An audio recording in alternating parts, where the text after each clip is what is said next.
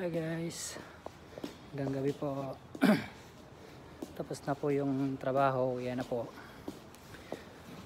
Papakita ko sa inyo ngayon ng epekto ng coronavirus dito sa Japan. Ngayon nasa 8:15 pa lang, pero sarado na lahat ng mga trabaho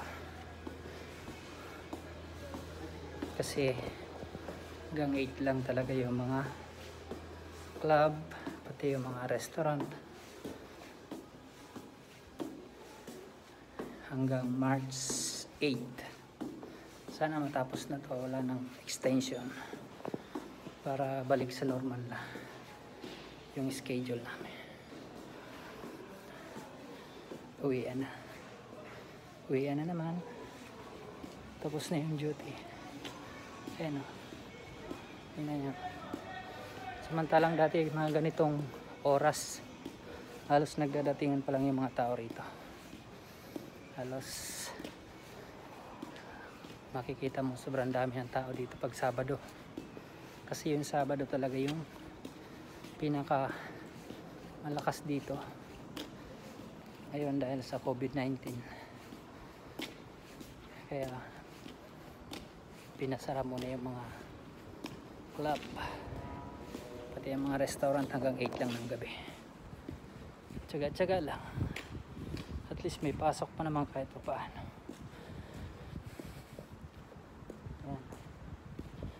Ito ako ngayon sa park, malapit na, pauwi na ako. Uwi na, balik sa trabaho. Ayan o, mga hapon nag-uwian na rin sila.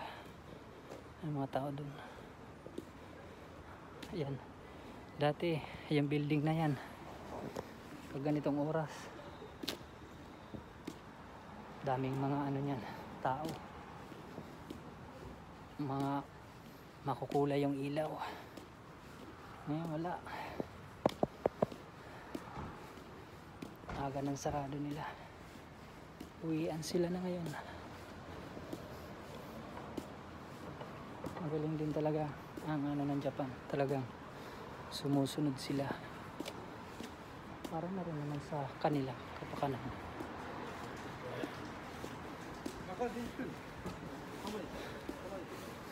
Ayun, uwian na yan sila, sarado na.